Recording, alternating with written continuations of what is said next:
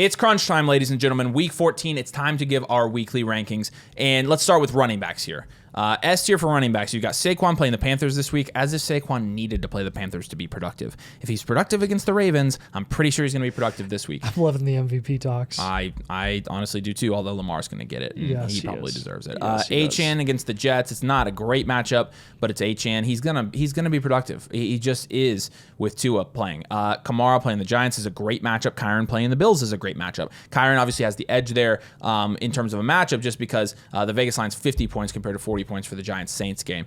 Josh Jacobs with a tough matchup against the Detroit Lions. However, 51.5 total points. He has a high touchdown upside this week, as does Jahmyr Gibbs. Both of these guys have been very good recently, honestly. Jacobs was a guy we were harping to keep, to kind of stay the course on, to keep getting on your teams, and hopefully it paid off. Now he's been pretty good recently. I think he had another 20-point game this week, didn't he? Gibbs, yeah. No, Jacobs. Oh, Jacobs, yes, he did. Yeah, he's been really solid. What's he on the year now? He is the running back 8. Wow, you should have just stayed the course with Jacobs, I think. And then last guy in this tier is Bijan Robinson. Tough matchup against the Vikings. Really tough matchup, but it's Bijan. I don't think it's going to matter. I mean, and here's the thing. With Bijan, it's not like you're not starting him. So, yeah, I mean, he gets a little bit of a bump, but you're starting him. It's Bijan, so go ahead. Yeah, then the 8s here, we got James Cook at the top, coming off a real nice game in the snow. I mean, they couldn't even tackle it. It was so slick out there. He had a 19-point game, a breakaway touchdown. He averaged 7.6 yards per carry. Going to be more inconsistent production-wise on the season, but he's shown some more reliability over the last month, honestly. 28, 11, 15, 19, 19 points. So nothing insane production-wise, but again, has been more consistent over the second half of the season, so that's good to see. And then you've got Chase Brown, who has been just as consistent, even more consistent since he's been in this new running back 1 role in Cincinnati. Playing Dallas this week, that's one of the better matchups. They've allowed the 4th most points to running backs. Expect him to have another great week. Cincinnati has to score 1 million points to even be in a game. David Montgomery, dude, I looked at the David Montgomery stat line this season, and there is one game that he scored under 12 points.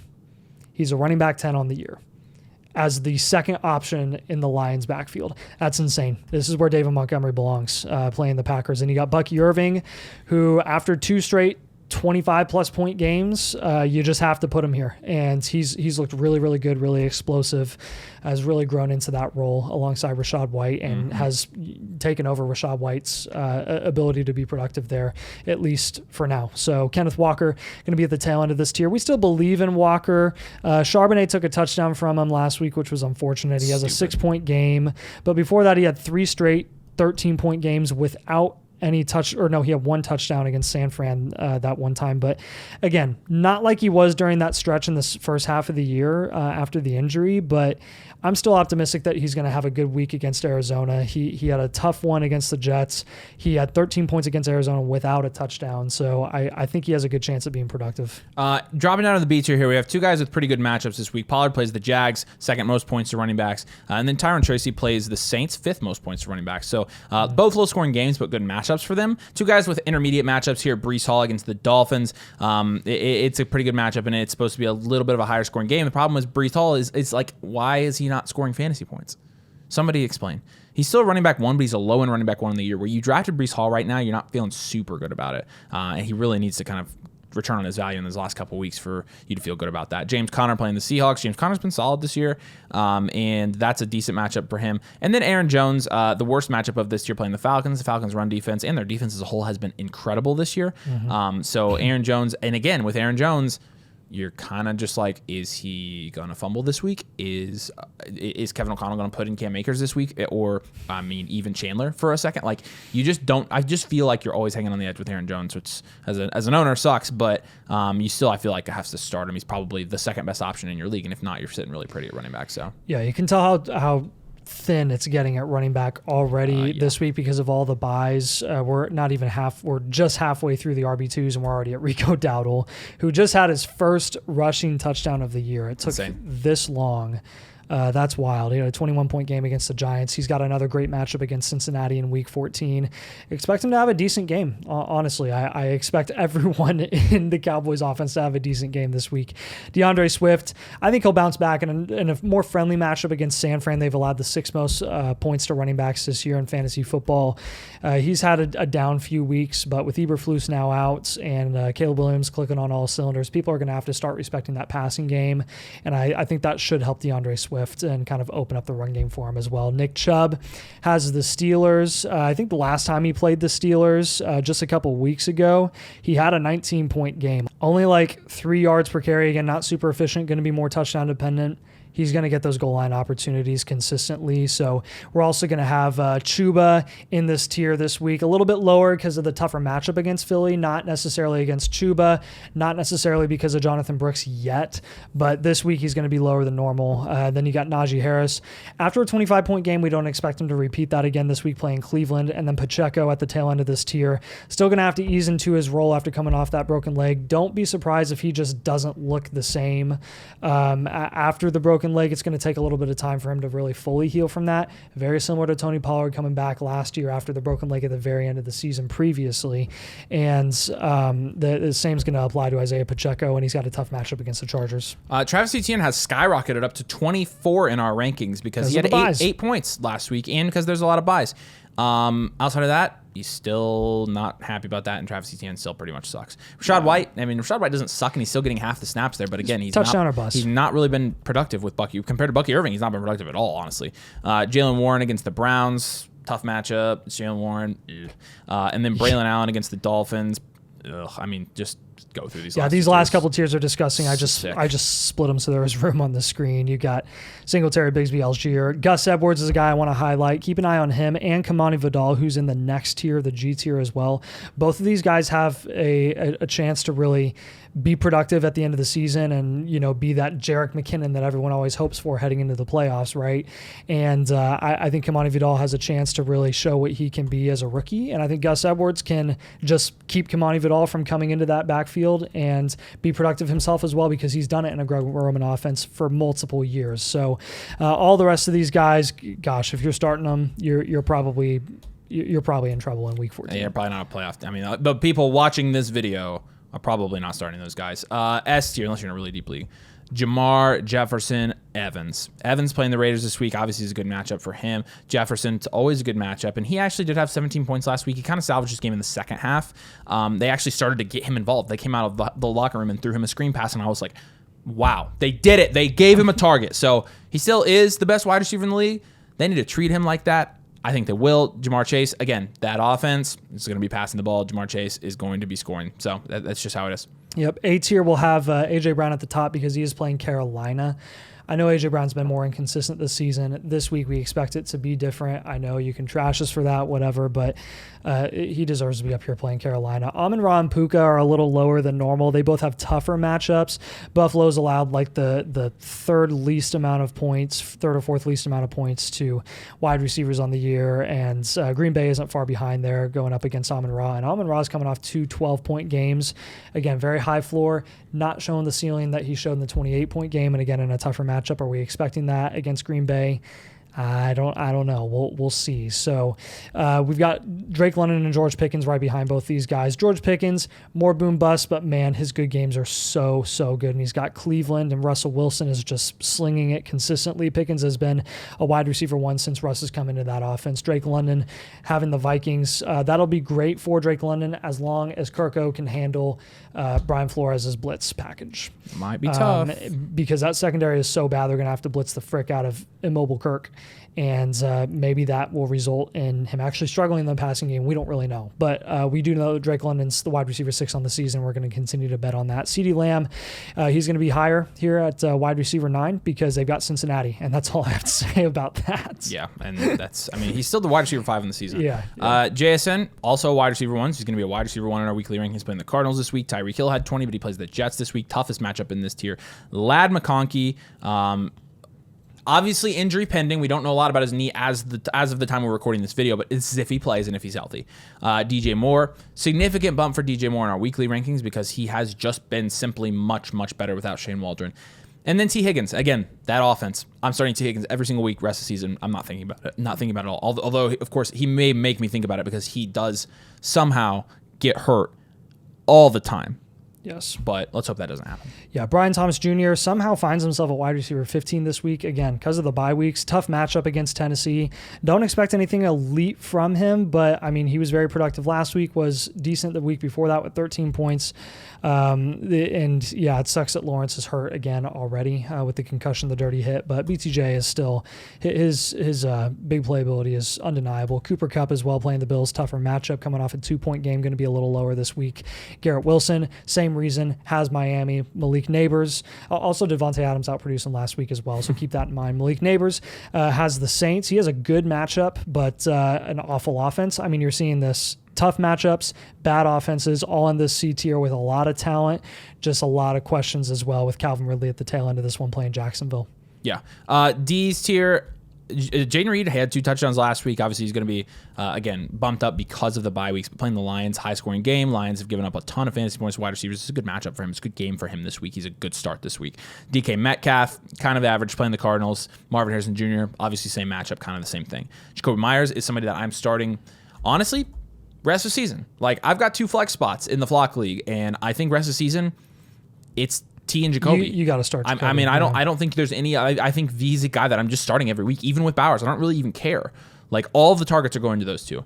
And then Khalil Shakir, who, again, high floor guy. He's going to produce to some extent, and if you have to start him, then, I mean, especially this week, he's a good guy to have on a bye week like this because you can plug him in and you know he has a pretty high floor. So yeah, top of the F tier, we're going to have Keenan Allen, 2 24-point games. I mean, that's phenomenal, super impressive. Why do you not have him higher, Domain guys? You're stupid.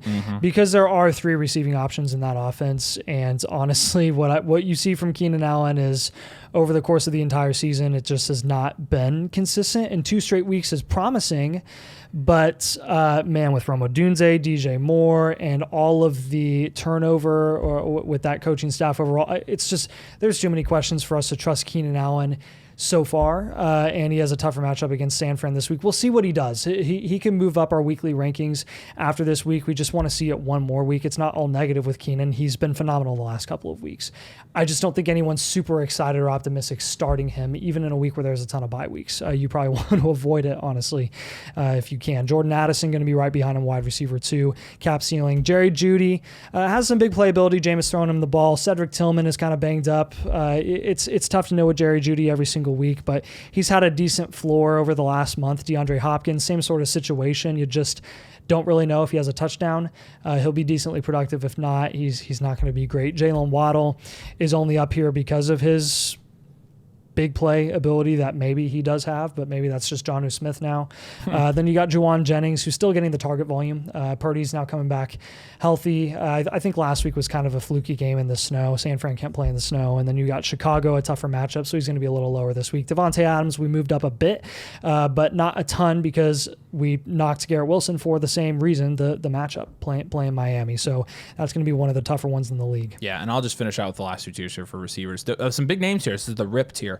Devonta Smith, I mean, playing the Panthers, it's a decent matchup. It's not a great matchup anymore. The Panthers have been better against wide receivers recently. He's banged up. But he's banged up. Saquon's and he's the taking wide everything. receiver like 40 on the season. Like, I mean, Debo's the same thing. Like, what happened to Debo this year? But again, like, what happened in the Niners this year? That's the real it's question. The whole thing. And Christian McCaffrey made a big impact on that, I think. J-Mo, with J-Mo, it's like, okay, is he going to gamble this week? Is he going to get an unsportsmanlike conduct penalty this week? And you just never know. What you have seen in the last couple of weeks is he had 9 points and 11 points in the last 2 weeks, respectively. It's actually a pretty good game for J-Mo because it projects to be a higher scoring game, meaning they're going to be passing the ball a lot. The bad news is the Packers secondary is very good. Mooney playing the Vikings, great matchup for him. The problem is Mooney just hasn't looked like himself quite yet since he injured his hamstring. I'm a little bit worried about that, but he's honestly the best streaming option in this tier. Cedric Tillman obviously didn't play last week because he had a concussion. And then you've got Xavier Legette here. And Legette is in an offense where you do have a little bit better Bryce Young. And so you feel not as bad about flexing Legette. He's had 9 points in each of his last 2 weeks and no touchdowns. He's had 8 and 6 targets in those games. Like, he's streamable, I think. Like, you could plug him in and feel pretty good about it. So there's definitely some momentum with the Panthers right now, and so that does make him, if you have injury issues or depth issues, it makes him at least somewhat attractive. And then H here, MVS had another touchdown this week. Amari Cooper is going to be on here. Who overreacted about Amari Cooper to the Bills? Raise your hand. Okay, shame. Nick Westbrook, Akine. Go Hoosiers. Go Hoosiers. 20 catches on the year, 8 touchdowns. Okay, I knew that's what you're pulling up. I knew that was coming. Yeah, you're not starting him. Christian Watson. No. No. Okay. All right, let's go to tight ends. Bauer's going to be at the top. He's elite every single week. Got Tampa. That's a great matchup. Then you got Trey McBride, who is literally, I mean, second to Brock Bowers when it comes to targets. Trey McBride's target volume is insane. Do you want to know Trey McBride's target volume? Do you want to know? I want to know. Because I want to know again. Last 2 weeks, 15 targets and 12 targets. On the year, even with a missed game on the year, he already has 92 targets. He's on pace to have, I think, 130 on the year. Again, it's ridiculous. A big reason why Marv has been inconsistent, in my opinion. George Kittle going to be at the tail end of this tier. Still in the S tier. I think he just had a down week in the snow, like that entire offense did. I think he's going to be okay. Still elite caliber compared to all the other tight ends behind him. Still belongs in the S tier. A tier, we'll start with Kelsey. Had 13 targets last week and continues to be a high target option the rest of the season. TJ Hawkinson, he's been more productive. I mean, honestly, since he's come back, he's hit or miss. He's been hit or miss. 6 targets in week 13, 9 targets in week 12, 2 targets in week. So it's again 9 targets in week 10. So he's kind of hit or miss, but still on a decent offense. An offense that doesn't look as good as it did at the beginning of the season, to be quite honest with you. But and then Jonnu Smith, who cooked me in the Flock League, 21 points last week, and plays the Jets. Tough matchup, doesn't matter. It's Jonnu Smith. Jonnu Smith is going to Jonnu Smith. He is. Right, which apparently Jonnu Smithing is a thing. He is now 2 tiers above Kyle Pitts and Sam Laporta, so that was not on your bingo card for this fantasy season. So, I don't think it would have been on anyone's bingo card, actually. That's why I said that. I don't know if you could find anyone. That would be wild. I know. Unless there's some old high school friend of Jonnu. B tier, you're going to have Kate Otten at the top with Evan Ingram, Pat Freiermuth. Njoku's going to be in this tier as well. The reason Njoku isn't higher, tougher matchup again against Pittsburgh. Last time they played Pittsburgh, I know it was in the snow, but it was tough for him. He wasn't super productive. He'll be higher in future weeks. We have him higher rest of the season as well. Tucker Kraft at the tail end of this tier. I'm going to go with the C tier as well. Pitts, Laporta, Kincaid are the biggest names here. They're just names at this point. They're not producing. Sam Laporta coming off a 2-touchdown game off of 3 receptions and 6 yards. That's no bueno. Not sustainable. Cole Kmet, Ferguson. Noah Gray had to include in here because apparently he can produce as well. S tier for quarterbacks. 2 words. Actually, it doesn't apply this week. I can't do it. Jalen Hurts and Josh Allen obviously have rushing upside, but Joe Burrow not really. Baker Mayfield not really. Mayfield has a really good matchup against the Raiders, and Burrow has a really good matchup against the Cowboys. And again, Burrow's going to be very good rest of the season because their defense is cheeks. A tier. Yeah. Kyler Murray was going to have a 20-plus point game, and then he threw 2 picks, one of which was at the very end when he was just throwing up a prayer. It's kind of annoying. Jared Goff playing the Packers, tougher matchup. Justin Herbert. Again, a lot of these guys just being pushed up boards. Goff, Herbert, Love because of the bye weeks. Generally, you're going to see him fringe low-end quarterback 1, high-end quarterback 2. Herbert's got a decent matchup against Kansas City. What does he usually do against Kansas City? Is he usually productive or not really? I always forget if he struggles. On where, or not. I mean, in the last couple years, the team always loses, but Correct. he hasn't been productive against Kansas City recently. But again, different game, different situation, different offense and coach, an actual competent coach that wins. So we'll see what he can do this week coming off a 7-point game. Jordan Love playing Detroit. I think he's going to have a solid week. Tua playing the Jets. Tua's had 3 straight 23-plus point games. So he had to be in this tier. He usually doesn't do well at the end of the season. He is this season. Patrick Mahomes, got to have him in the same tier if we're going to have Herbert in here, in my opinion. I think both of them have a decent chance at being productive this week, so we'll see. If you need to stream these guys this week, do it. Darnold, Stafford, Williams, Purdy, and Wilson. Some tougher matchups in here. Darnold has the best matchup, and then the guys in the C tier I won't even read. So there you go. It's week 14. We are in the home stretch. Hope you enjoyed the Ultimate Rankings. Make sure you drop a like. Easy way to support the channel. Make sure this video gets out. It really helps us out a lot. Make sure you subscribe as well. We appreciate you guys. We'll see you later.